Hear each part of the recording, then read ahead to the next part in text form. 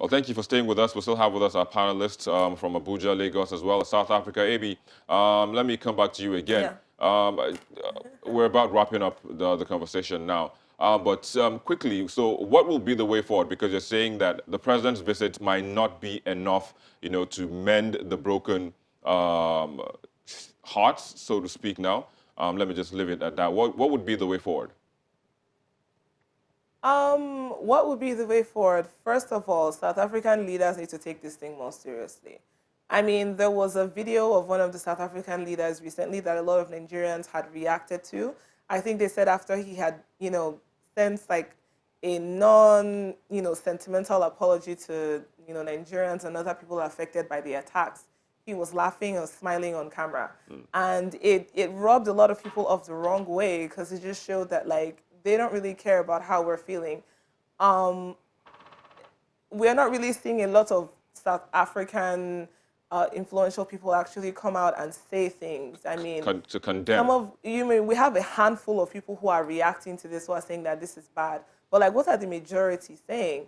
I mean, this is just like for like the first few weeks, and then most times whenever things like this happen, people usually expect something more immediate, more proactive, faster. Yeah. But then at this point, what we need to see is more remorse, probably from influential South African people, as well as saying that there are probably like programs and like things that they can include more Nigerians and more foreigners. If we see that, then chances are, yeah, it can mend fences. But then if All it right. continues to be like this, if Yeah. we continue to see silence, if we continue to see Let's non-remorseful behavior from people in South Africa, then it's not going to happen. It's just going to continue like this. And mind you, this All has right. been happening for a Let's. long time. Yeah. It's just Let, there's been let's let's attacks let's happening just for a let's just while. hope that we see all of that you talked about, in the very, nearest future. Thankfully, the president has been there, so I'm sure they will give him their assurances, and hopefully those influencers and influential people will also come out to,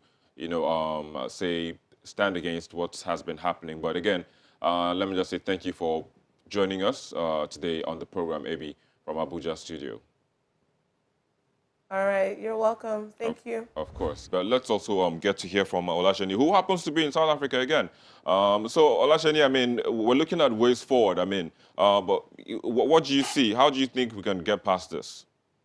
Okay, Victor, two things for me. Yeah. Number one, I think that South Africa needs to stop telling the story of violence. The story of apartheid, when they tell it to their children, to the next generation, it cannot continue to be a story of violence. It can be a story of struggle, but not of violence. South Africans believe in violence to resolve things too much. For example, in South Africa, we have to wrap up quickly, Olasheni. Cannot work. Oh, you said? We have to wrap up quickly. Okay. Like I said, they need to stop telling the story of violence. And secondly, there needs to be a redistribution of wealth. 80% of wealth in South Africa is in the hands of 20% white people, which means that majority of black people in South Africa are struggling.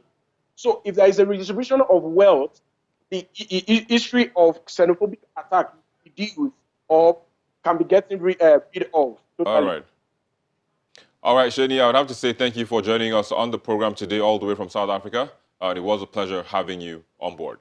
Thanks for having me, Victor, and have a good day. Of course, do have a great day as well. Well, let me also come to you and get your own closing thoughts and closing remarks, so to speak. Now, what do you think will be the way forward?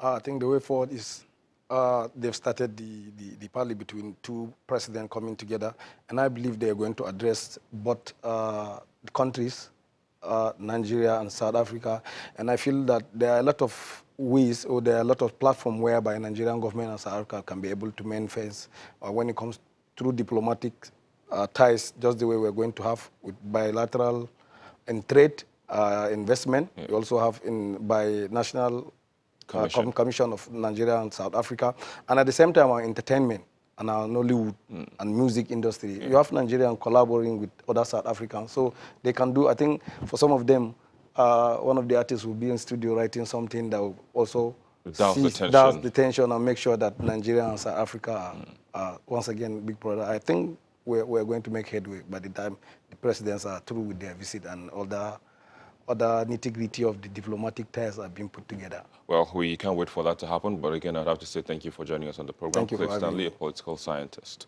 Well, we'll be back in a moment with the movie videos on our YouTube channel in the past week. Please stay with us.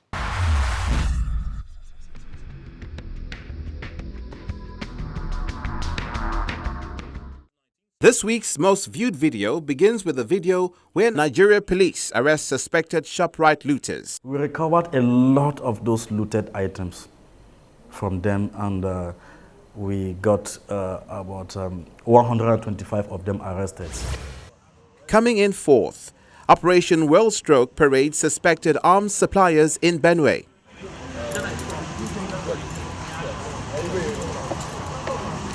Democracy is anchored on the rule of law.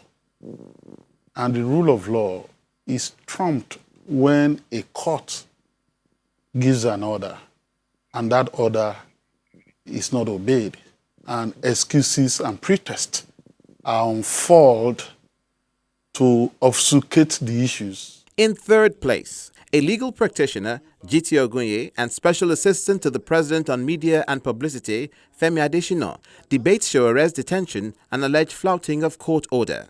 As we are now, I think it's premature for the presidency to wade into this matter.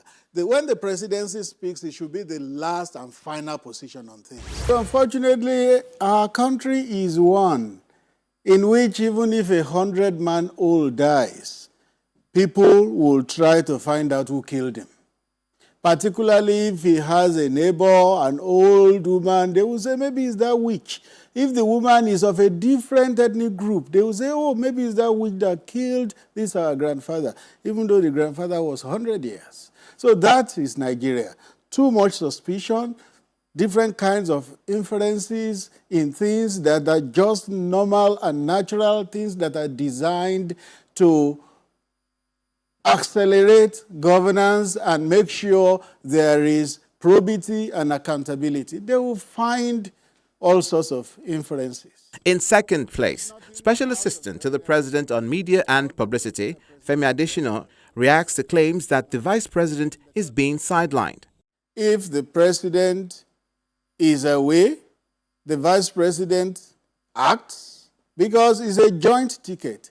Therefore, the new Economic Advisory Body can also relate with the Vice President as necessary.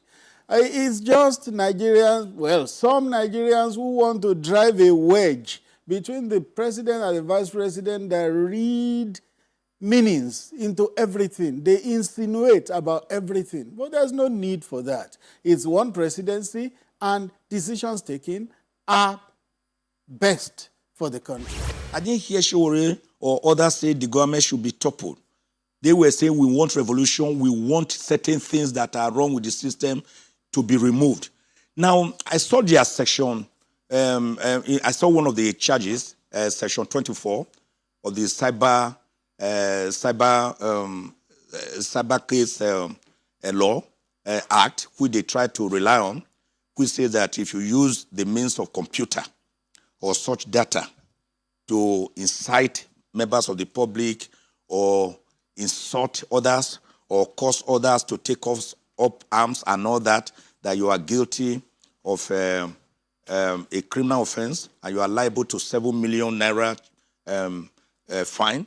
Coming in first place, a senior advocate of Nigeria, Michael Zakome, describes the charges against Omoyele Showore by the Nigerian government as dead on arrival. The case is as dead as dodo. Dodo, by the way, is not fried plantain. Dodo is a bird that used to exist in the southern part of Africa. It is now extinct. So when you say something is as dead as dodo, it means it is extinct. It can never fly. And there you go. Those were the Mosby videos on our YouTube channel in the past week. And that's the program this week as well. Thank you for watching. And as always, let's continue the conversation via the social media addresses showing on your screen. Thank you for watching. I'm Victor MATHIAS. Bye for now.